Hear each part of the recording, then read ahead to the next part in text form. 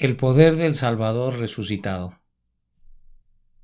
Este sermón fue predicado la mañana del domingo 25 de octubre de 1874 por el reverendo Charles Haddon Spurgeon en el Tabernáculo Metropolitano, Newington, Londres.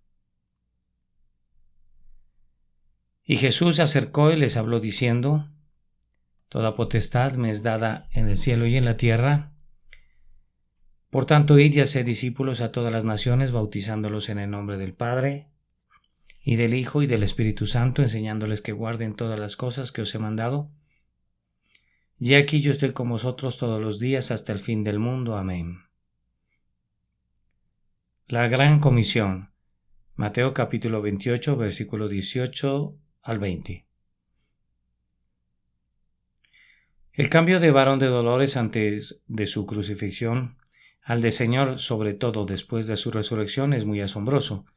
Antes de su pasión era muy conocido por sus discípulos y se manifestaba únicamente de una manera como el Hijo del Hombre, vestido con la túnica común del campesino, la cual era sin costura, de un solo tejido de arriba abajo, pero después que hubo resucitado de los muertos, quienes más lo amaban fueron incapaces de reconocerlo en diversas ocasiones, y se declara al menos una vez que se apareció a ciertos de ellos en otra forma. Se trataba de la misma persona, pues los discípulos vieron sus manos y sus pies, y Tomás incluso los tocó y metió su dedo en el lugar de los clavos.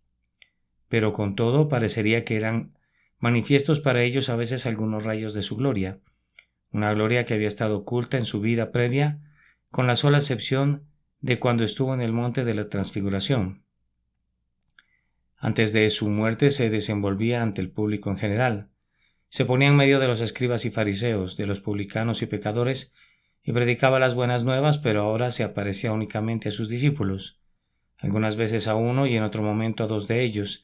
En una ocasión se apareció a cerca de 500 hermanos a la vez, pero siempre se aparecía a sus discípulos y únicamente a ellos.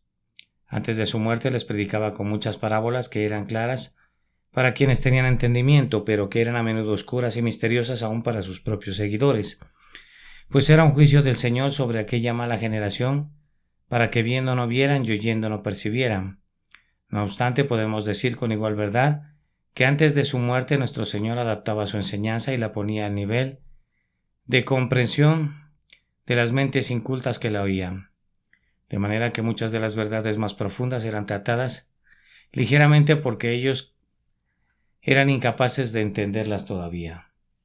Jesús veló la refulgencia de muchas verdades hasta su crucifixión, pero después de su resurrección ya no habló más en parábolas, sino que introdujo a sus discípulos en el círculo íntimo de las grandiosas doctrinas del reino y, por así decirlo, se mostró a sí mismo cara a cara ante ellos.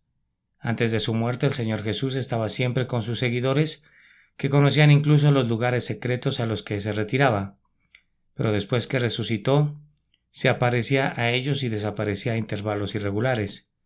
¿Quién de nosotros podría decir dónde permaneció gran parte de esos 40 días?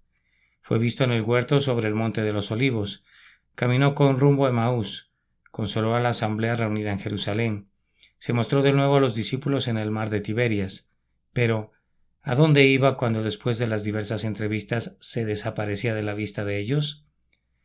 Estando cerradas las puertas en el aposento donde se encontraban solos, Jesús se puso de pronto en medio de ellos. También los visitó junto al mar, y cuando descendieron a tierra vieron brasas puestas y un pez encima de ellas, y pan. Sus apariciones eran extrañas, e igualmente extrañas eran sus desapariciones.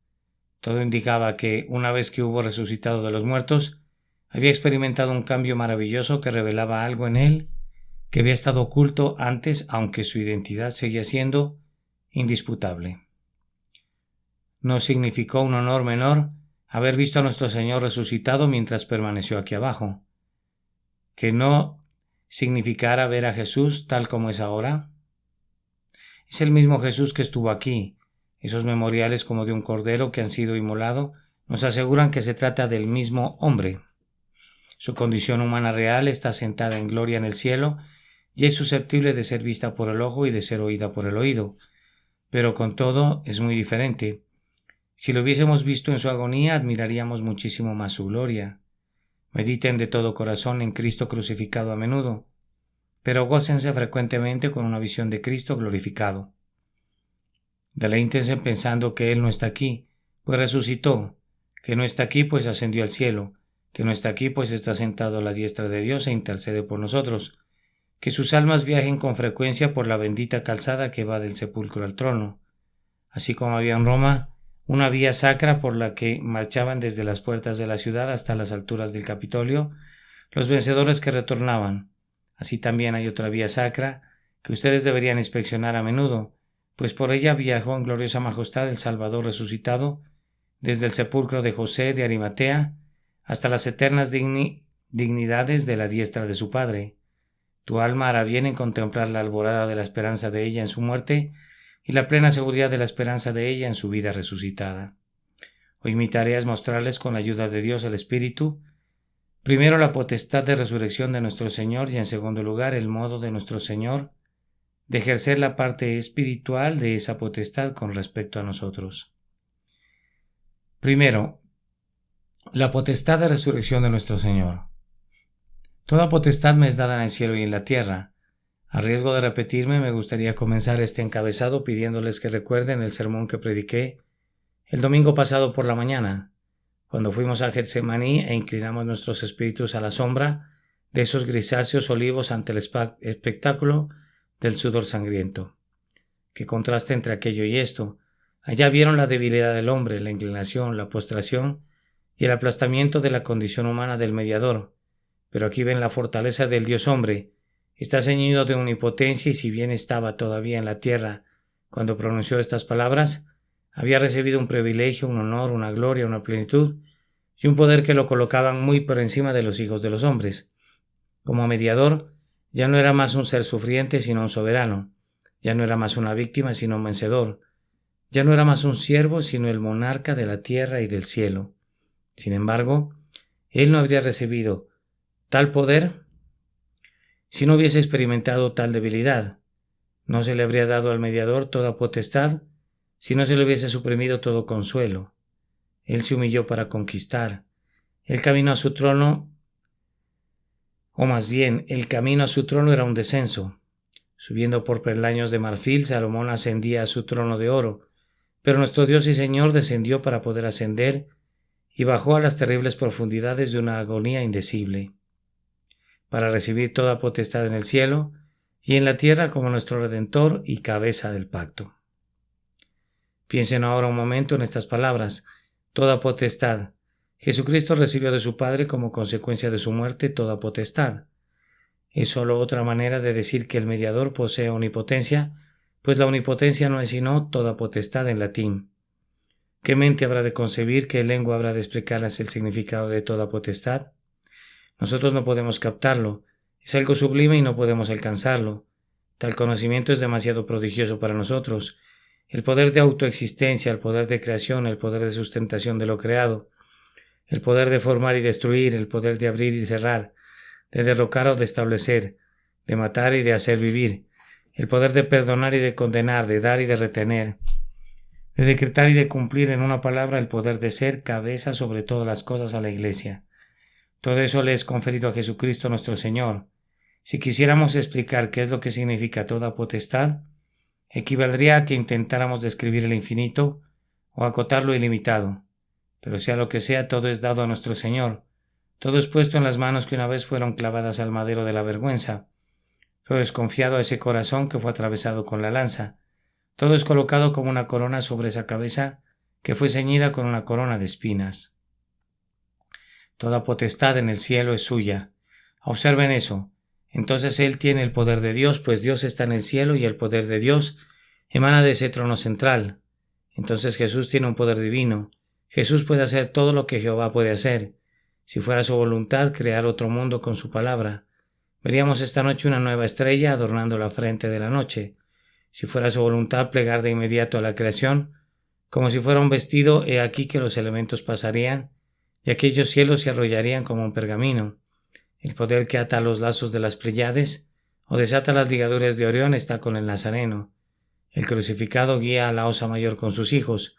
Grupos de ángeles agitan sus alas en espera de cumplir las órdenes de Jesús de Nazaret, y los querubines y los serafines y los 4 seres vivientes delante del trono le obedecen incesantemente. Aquel que fue despreciado y desechado entre los hombres, ahora inspira el homenaje de todo el cielo como Dios sobre todas las cosas, bendito por los siglos. Toda potestad en el cielo se relaciona con la habilidad y el poder providenciales con los que Dios gobierna todo el universo. Él sostiene las riendas de todas las fuerzas creadas y las impele o las restringe a voluntad, dando fuerza a la ley y dando vida a toda existencia. Los antiguos paganos soñaban diciendo que Apolo conducía el carro del sol y guiaba sus corceles de fuego en su curso cotidiano, pero no es así. Jesús es Señor de todo.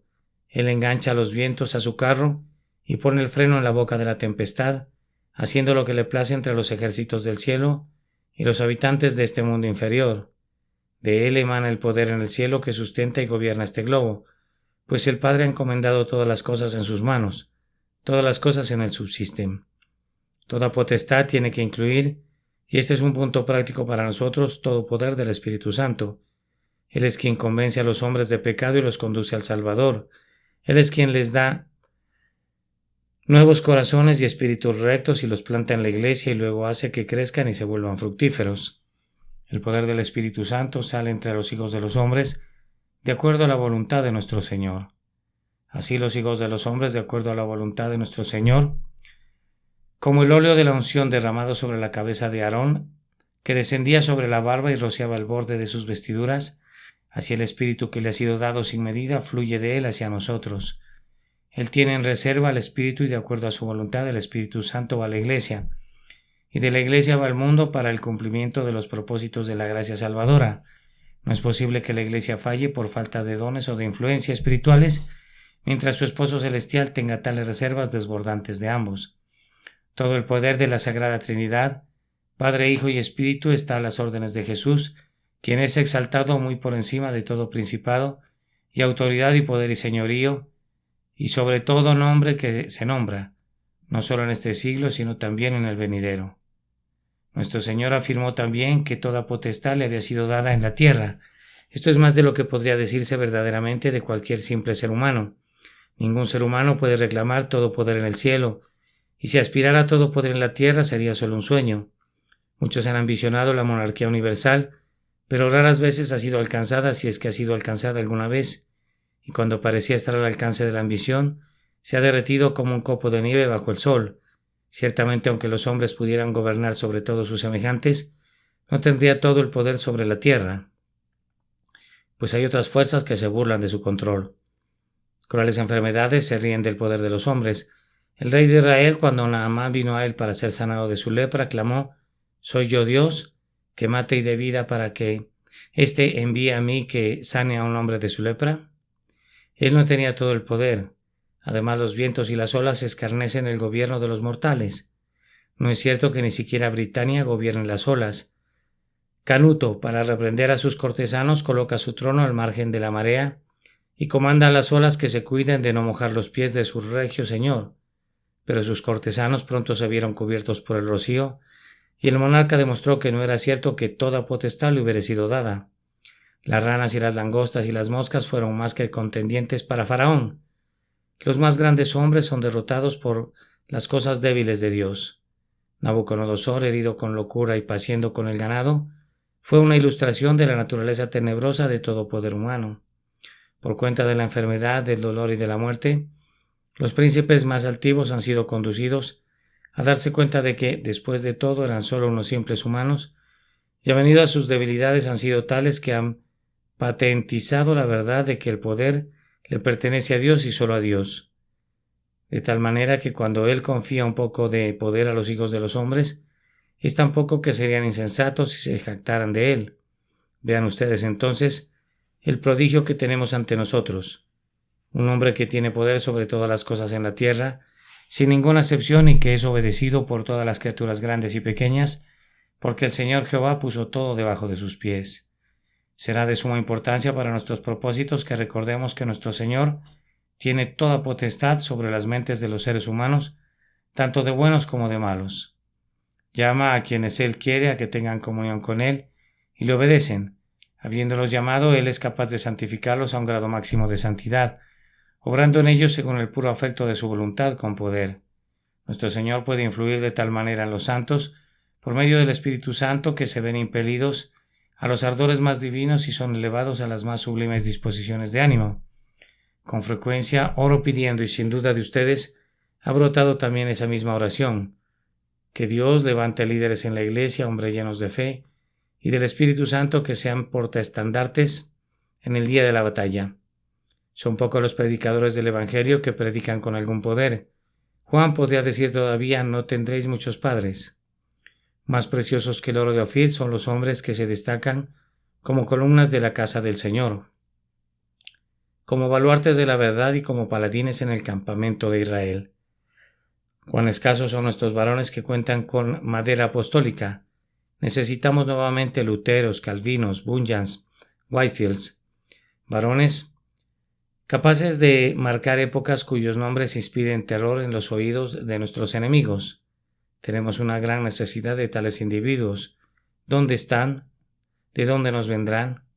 No podríamos decir en qué casa de granja o en qué herrería aldeana o en qué escuela pudieran encontrarse tales individuos, pero nuestro Señor los tiene reservados. Ellos son dones de Jesucristo para la Iglesia y vendrán a su debido tiempo. Él tiene potestad para devolvernos una edad de oro de predicadores, un tiempo tan fecundo de grandes teólogos y de poderosos ministros, como fue la época de los puritanos que muchos de nosotros consideramos como la edad de oro de la teología. Él puede enviar otra vez hombres de solícito corazón que escudriñen la palabra y extraigan sus tesoros, hombres de sabiduría y de experiencia que la usen bien, y predicadores con una boca de oro que, ya sea como hijos del trueno o como hijos de la consolación, entreguen el mensaje del Señor con el acompañamiento del Espíritu Santo enviado desde el cielo. Cuando el Redentor subió a lo alto, tomó dones para los hombres, y esos dones eran hombres dotados para llevar a término la edificación de la Iglesia, tales como evangelistas, pastores y maestros. Él es todavía capaz de dotar de esas personas a su pueblo, y es el deber del pueblo pedirlos en oración, y cuando llegan recibirlos con gratitud. Debemos creer en la potestad de Jesús de darnos valientes varones de renombre, y no tenemos idea de cuán pronto los suplirá. Dado que en las manos de Cristo se encuentra depositada toda potestad en la tierra, Él puede revestir también a cualquiera de sus siervos o a todos ellos de un poder sagrado, gracias al cual las manos de ellos les bastarán para cumplir su excelso llamamiento, sin ponerlos en las primeras filas. Él hace que ocupen sus esferas designadas hasta que Él venga ceñido de una potestad que los hará útiles. Hermano mío, el Señor Jesús puede hacerte eminentemente próspero en la esfera en que te ha colocado. Hermana mía, tu Señor puede bendecir por tu medio a los niñitos que se agolpan en tus rodillas. Tú eres muy débil y lo sabes, pero no hay razón por la que no puedas ser fuerte en Él. Si buscas fuerza en el fuerte, Él puede investirte con poder de lo alto y decirte como le dijo a Gedeón: ve con esta tu fuerza. Tu torpeza de lengua no tiene por qué descalificarte, pues Él estará con tu boca como estuvo con Moisés. Tu falta de cultura no ha de ser un obstáculo para ti, pues Samgar mató a los filisteos con su aguijada de bueyes, y Amós el profeta fue un ganadero. Como Pablo, tu presencia personal puede ser despreciada por débil, y tu forma de hablar puede ser considerada indigna, pero a pesar de todo, igual que Pablo, puedes aprender a gloriarte en la debilidad, porque el poder de Dios descansa efectivamente en ti. Tú no estás estrecho en el Señor, sino en ti mismo, si es que estás estrecho del todo. Podrías estar tan seco como la vara de Aarón, pero Él puede hacerte retoñar y florecer y dar fruto. Tú podrías estar casi tan vacío como la vasija de la viuda, pero con todo Él hará que incluso te derrames hacia sus santos. Podrías sentir que estás cerca de hundirte como Pedro en medio de las olas, y sin embargo Él impedirá que tus miedos se cumplan. Puedes haber fracasado tanto como los discípulos que habían trabajado arduamente toda la noche y no habían sacado nada, y sin embargo Él puede llenar tu barca hasta el desborde. Nadie sabe lo que el Señor puede hacer de cada quien, ni lo que puede hacer por medio de cada quien, y solo sabemos ciertamente que toda potestad reside en aquel por quien fuimos redimidos y a quien pertenecemos. Oh creyentes, recurran ustedes a su Señor para tomar de su plenitud gracia sobre gracia. Debido a este poder, nosotros creemos que si Jesús quisiera, Él agitaría a la iglesia entera de inmediato para que alcanzara la máxima energía. ¿Está dormida la iglesia? Su voz puede despertarla, no eleva oraciones, su gracia puede estimularla a la devoción. ¿Se ha vuelto incrédula? Él puede restaurarla a su antigua fe. ¿Da la espalda en el día de la batalla turbada con escepticismos y dudas? Él puede devolverle una confianza inquebrantable en el Evangelio y hacerla valiente al punto que todos sus hijos sean héroes de la fe y pongan en huida a los ejércitos extranjeros. Creamos y veremos la gloria de Dios. Creamos, repito, y una vez más tendrán nuestros días de conquista cuando uno persiga a 1000 y 2 hagan huir a 10,000. Nunca pierdan la esperanza por la iglesia. Estén ansiosos por ella y conviertan su ansiedad en oración, pero tengan esperanza perennemente, pues su Redentor es poderoso y despertará su fuerza. Jehová de los ejércitos está con nosotros, nuestro refugio es el Dios de Jacob. Degenerados como somos, hay uno en medio de nosotros a quien el mundo no ve y de quien no somos dignos de desatar la correa del calzado. Él nos bautizará de nuevo con el Espíritu Santo y con fuego, pues toda potestad le es dada. Es igualmente cierto que toda potestad le ha sido dada a nuestro Señor sobre la humanidad entera, incluso sobre esa parte de la raza humana que lo rechaza y que continúa en una deliberada rebelión. Él puede usar a los impíos para que se cumplan sus propósitos. Sabemos, gracias a la inspirada autoridad, que Herodes y Pilato, con los gentiles y el pueblo de Israel, se reunieron para hacer todo lo que la mano y el consejo de Dios predeterminaron que harían. Su suprema maldad no hizo sino cumplir el consejo determinado de Dios. Él hace así que la ira del hombre le alabe y que las voluntades más rebeldes se sometan a sus sagrados propósitos. El reino de Jesús rige sobre todo, los poderes del infierno y todos sus ejércitos junto con los reyes de la tierra, y los gobernantes se levantan y consultan unidos, pero en todo momento su furia está cumpliendo los designios de Jesús. Lo que no saben es que son solo esclavos del Rey de Reyes, que son solo ayudantes de cocina en su palacio imperial. Todas las cosas cumplen sus órdenes, su voluntad no se ve frustrada, sus resoluciones no son derrotadas, la voluntad de Jehová será en su mano prosperada. Por fe lo veo rigiendo y gobernando en tierra y mar y en todos los lugares profundos. Guía las decisiones de los parlamentos, da instrucciones a los dictadores, comanda a los príncipes y gobierna a los emperadores. Basta que se levante y quienes lo odian huirán delante de él. Él los dispersará como es dispersado el humo, como la cera es derretida delante del fuego, así perecerán todos sus enemigos en su presencia. En cuanto a los pecadores en general, el Redentor tiene poder sobre sus mentes de una manera maravillosa de contemplar. En el momento presente deploramos en gran manera el hecho de que la corriente de pensamiento público fluye con potencia hacia el papado, que es el alias de la idolatría. Tal como en la historia del Antiguo Testamento, el pueblo de Israel estaba siempre tratando de ir en pos de sus ídolos. Así sucede con esta nación. Los israelitas fueron curados de su pecado por un breve tiempo, mientras algún gran maestro o juez tuviera poder entre ellos, pero a su muerte se desviaban para adorar a la reina del cielo o a los becerros de Betel u otros símbolos visibles. Lo mismo sucede ahora.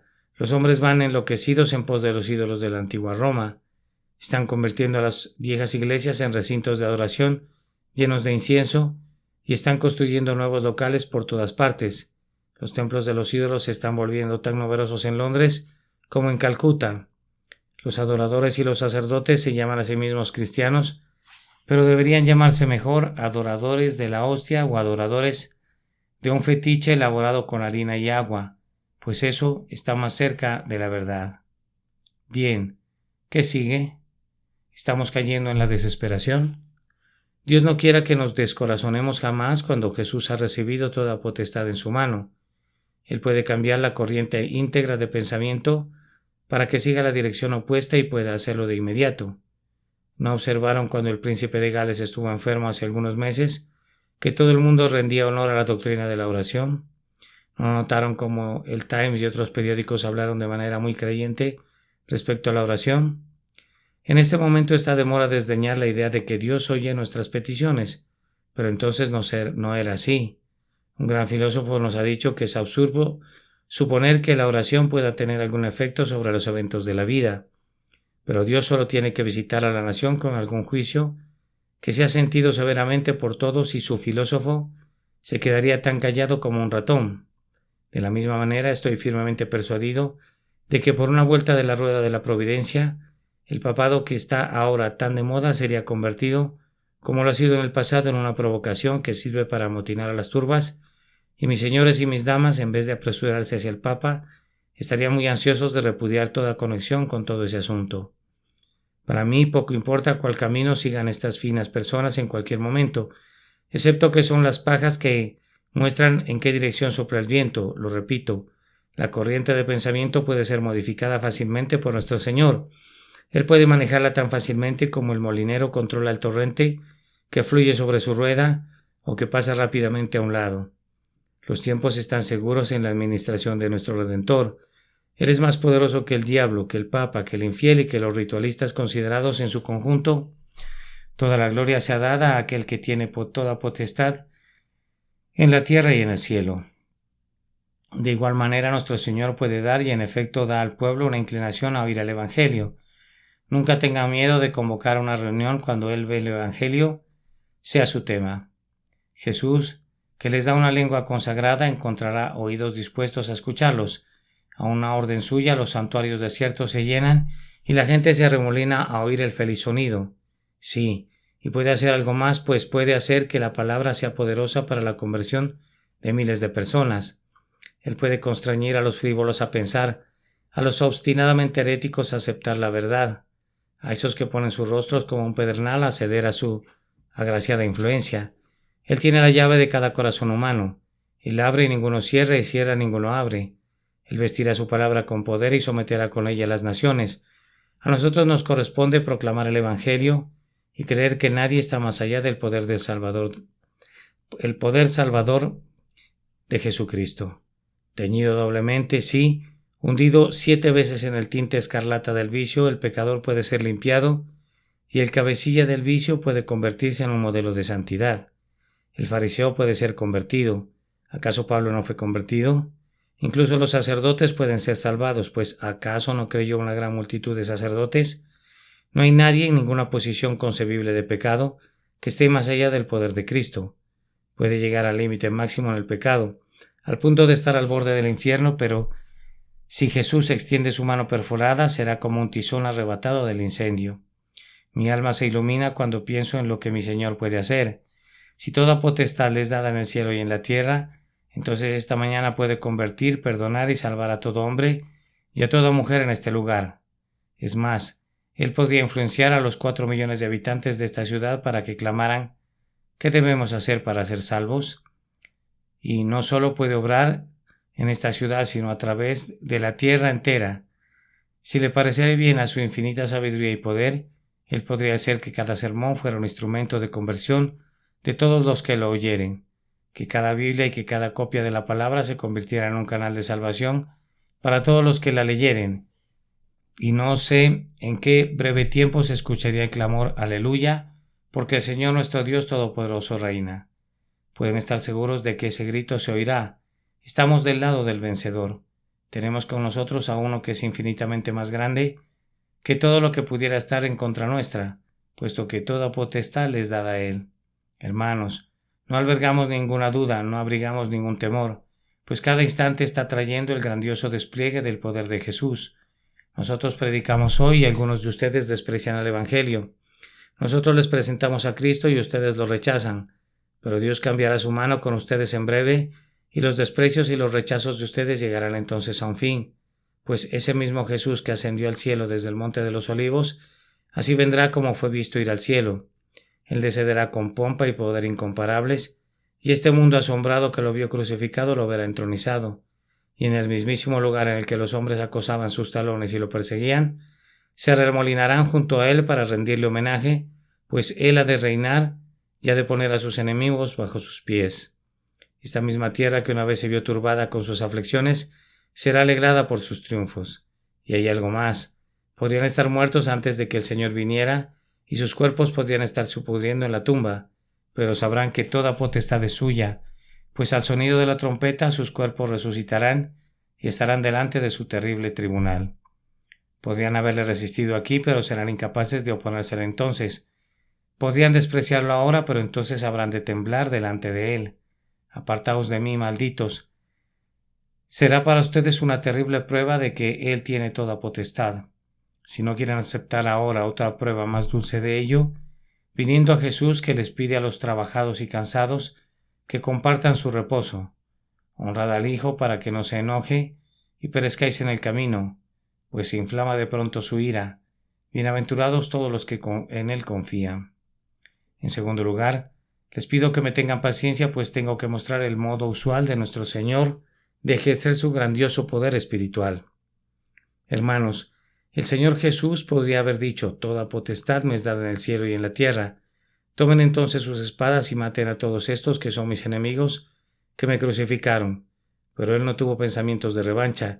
Él podría haber dicho: estos judíos me inmolaron, por tanto vayan directamente a las islas y a Tarsis y prediquen, pues estos hombres nunca gustarán de mi gracia. Pero no, Él dijo expresamente, comenzando en Jerusalén, y ordenó a sus discípulos que predicaran primero el Evangelio a sus asesinos.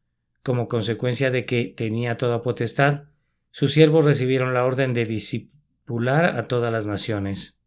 Hermanos míos, el método por el cual Jesús se propone someter todas las cosas pareciera ser completamente inadecuado. Enseñar, hacer discípulos, bautizar a esos discípulos e instruirlos más en la fe. Maestro bueno, ¿son estas cosas el armamento de nuestra guerra? ¿Son estas cosas tu hacha de combate y las armas de la batalla?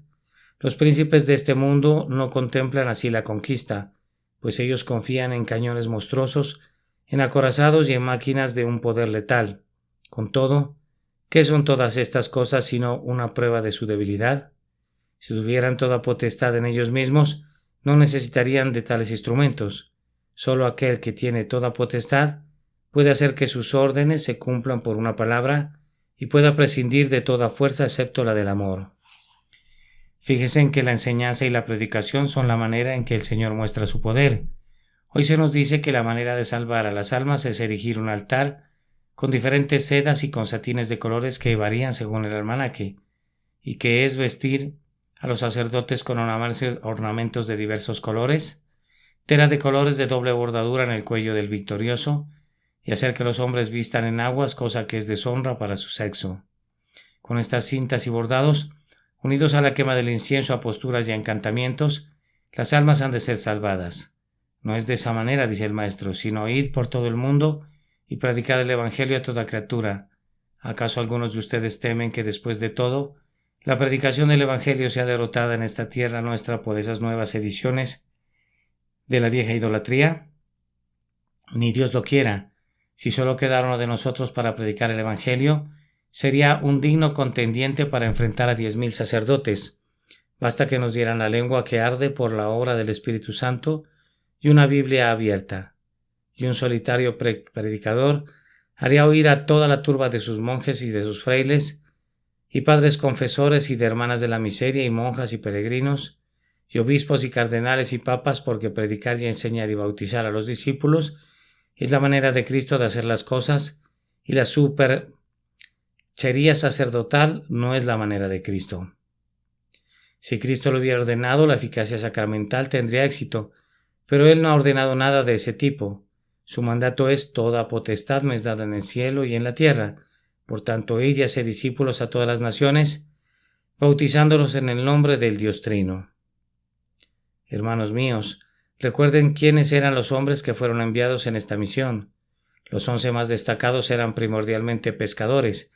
¿Acaso el omnipotente Jesús elige a unos pescadores para someter al mundo? Así lo hace porque no necesita ninguna ayuda de nadie. Suya es toda potestad. Tenemos que tener un ministerio educado.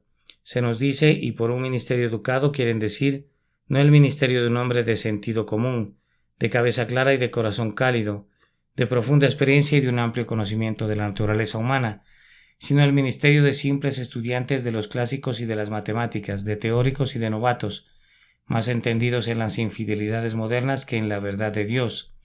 Si nuestro Señor hubiera deseado emplear a los sabios según el mundo, podría haber elegido ciertamente a 11 varones en Corinto o en Atenas, quienes se habrían ganado el respeto general por sus logros, o podría haber encontrado a 11 doctos rabinos cerca de la casa. Pero no necesitaba tales varones. Sus alardeados logros no eran de ningún valor a sus ojos. Él eligió a hombres honestos y sinceros que eran lo suficientemente semejantes a los niños para aprender la verdad, y lo bastante osados para decirla una vez conocida. La Iglesia debe deshacerse de la noción que tiene de depender de la sabiduría de este mundo. No podemos tener una palabra en contra de una sana educación, especialmente de una educación en las Escrituras, pero poner a los títulos académicos en el lugar del don del Espíritu Santo, o valorar el estilo presente de la así llamada cultura por encima de la edificación espiritual de nuestra condición humana, es erigir a un ídolo en la casa del Dios viviente. El Señor puede usar de la misma manera al varón más iletrado que al más ilustrado, si así le agradara. Id, dijo, ustedes pescadores, id y enseñad a todas las naciones.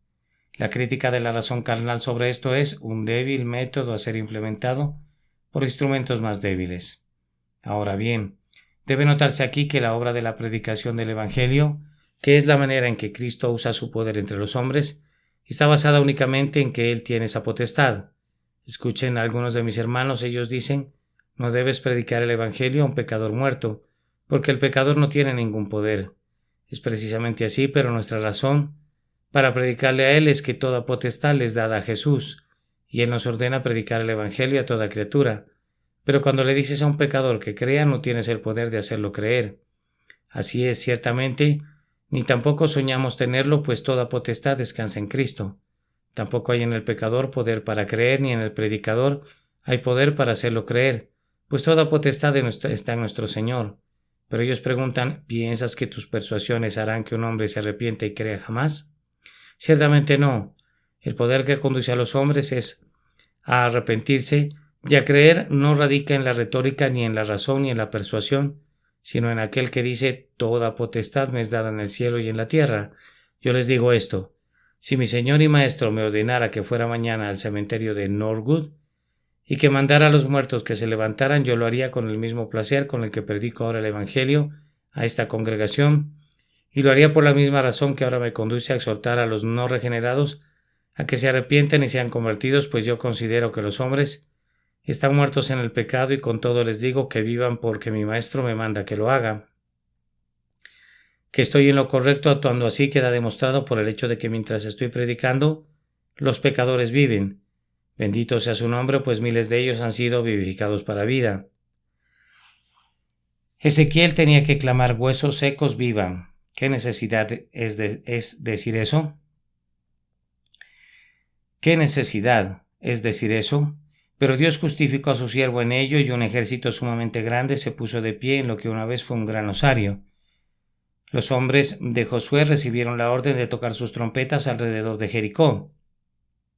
Era algo sumamente absurdo tocar la trompeta para hacer que se derrumbaran los muros, pero fueron derrumbados a pesar de todo. Los hombres de Gedeón recibieron la orden de llevar teas dentro de sus cántaros y de romper sus cántaros y de estarse firmes y clamar a gran voz por la espada de Jehová y de Gedeón. Era algo muy ridículo esperar que por ese medio se pudiera hacer morir a los madianitas, pero fueron aniquilados, pues Dios no les pide a sus siervos que intenten hacer cosas que no tienen ninguna probabilidad de éxito. A Dios le agrada cumplir sus divinos propósitos por medio de la necedad de la predicación, no debido al poder de la predicación ni debido al poder del predicador, ni debido a ningún poder en los que oyen la predicación, sino porque toda potestad les dada a Cristo en el cielo y en la tierra, y Él decide obrar por medio de la enseñanza de la palabra. Nuestra obligación entonces es justamente esto.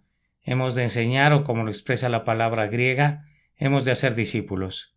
Nuestra obligación es, cada uno de acuerdo a la gracia que le es concedida, predicarles a nuestros semejantes el Evangelio y tratar de discipularlos para Jesús. Cuando se convierten en discípulos, nuestro siguiente deber es darles la señal del discipulado bautizándolos. Ese entierro simbólico declara la muerte en Jesús de sus egos anteriores y su resurrección a una vida nueva por medio de él. El bautismo enrolla y sella a los discípulos y no debemos ni omitirlo ni darle un lugar indebido. Cuando el discípulo es enrolado, el misionero debe convertirse en el pastor, enseñándoles que guarden todas las cosas que os he mandado. El discípulo es admitido en la escuela al obedecer el mandato del Salvador respecto al bautismo y luego continúa aprendiendo y conforme aprende también enseña a los demás. Se les enseña la obediencia, no a algunas cosas, sino a todas las cosas que Cristo ha mandado. Es admitido dentro de la Iglesia no para que se convierta en un legislador o en un diseñador de nuevas doctrinas y ceremonias, sino para creer lo que Cristo le dice y hacer lo que Cristo le ordena. Así nuestro Señor tiene la intención de establecer un reino que desmenuzará a cualquier otro. Aquellos que lo conocen deben enseñar a otros, y así de uno a otro. La asombrosa potestad que Cristo trajo del cielo se propagará de una tierra a otra. Vean entonces, hermanos míos, su excelso llamamiento, y vean también el apoyo que tienen para cumplirlo. En la vanguardia vean toda potestad que sale de Cristo. En la retaguardia vean al propio Señor, y aquí yo estoy con vosotros todos los días hasta el fin del mundo. Si son enrolados en este ejército, los exhorto a que sean fieles a su grandioso capitán, a que hagan su obra cuidadosamente de la manera que él ha prescrito para ustedes, y a que esperen ver su potestad manifestada para su propia gloria. Quisiera concluir este sermón de manera muy práctica. La mayor parte de mi congregación en este momento la constituyen personas que han creído en Jesús, que han sido bautizadas y que adicionalmente han sido instruidas. ¿Tú crees que Jesús tiene toda potestad y que Él obra a través de la enseñanza y de la predicación del Evangelio? Y por eso quiero presionarte con una pregunta doméstica. ¿Cuánto estás haciendo en lo tocante a enseñar a todas las naciones? Esta responsabilidad te es asignada a ti, así como a mí. Para este propósito somos enviados al mundo. Somos receptores para que seamos posteriormente distribuidores. ¿Cuánto has distribuido? Querido hermano, querida hermana, ¿a cuántas personas les has contado la historia de la redención por medio de la sangre de Jesús? Tú ya has sido un convertido durante algún tiempo. ¿A quién le has hablado o a quién le has escrito acerca de Jesús? ¿Estás distribuyendo las palabras de otros de la mejor manera que te sea posible? Si es que tú mismo eres incapaz de eslabonar algunas palabras, no repliques pertenezco a una iglesia que está haciendo mucho. Ese no es el punto. Hablo de lo que tú estás haciendo personalmente. Jesús no murió por nosotros a través de algún apoderado, sino que cargó nuestros pecados en su propio cuerpo sobre el madero. Entonces yo pregunto, ¿qué estás haciendo personalmente? ¿Estás haciendo algo? Pero yo no puedo irme de misionero, dirá alguien. ¿Estás seguro de que no puedes? He estado en espera de una época cuando muchos de ustedes sientan que tienen que ir a predicar el Evangelio por todas partes y abandonen comodidades y emolumentos por causa del Señor. Yo nunca sentiré que hemos alcanzado el máximo grado del celo cristiano mientras no se vuelva algo muy común entre nosotros tener jóvenes hermanos, tales como los dos que partieron hace muy poco tiempo, que se consagren al más grandioso de los servicios. Tal vez algunos de ustedes tengan esa intención formada a medias en sus corazones. Espero que no la repriman y que sus padres no los obstaculicen para que cumplan el bendito sacrificio. No puede haber mayor honor para una iglesia que tener muchos hijos e hijas que soporten lo más recio de la batalla por el Señor. He aquí yo levanto un estandarte entre ustedes hoy para que aquellos cuyos corazones Dios ha tocado acudan a él sin demora. Los paganos están pereciendo, están muriendo a millones sin Cristo, y el postrer mandato de Cristo para nosotros es vayan y enseñen a las naciones. ¿Lo están obedeciendo ustedes? Yo no puedo ir, dice alguien. Tengo una familia y muchos lazos que me atan en casa. Yo te pregunto entonces, amado hermano mío, ¿estás yendo tan lejos como puedes? ¿Cubres la máxima distancia que te permite la correa providencial que te ha atado donde estás? Al preparar este sermón reflexionaba sobre lo poco que la mayoría de nosotros hace para enviar el Evangelio a todas partes. Como iglesia hemos estado haciendo una tarea descendente por nuestros paganos en casa, y yo me regocijo al reconocerlo. Pero ¿cuánto da cada uno de ustedes al año para las misiones extranjeras? Desearía que anotaran en su libreta de apuntes cuánto dan por año para las misiones y que luego calcularán qué porcentajes para su propio consumo. Registren así. Inciso. Di a la colecta en el pasado mes de abril tantas libras, 1 centavo por año para la salvación del mundo. Tal vez se vería así. Inciso. Ingresos 5,000 libras esterlinas al año. Suscripción anual para la misión 1 libra esterlina. ¿Cómo se ve eso?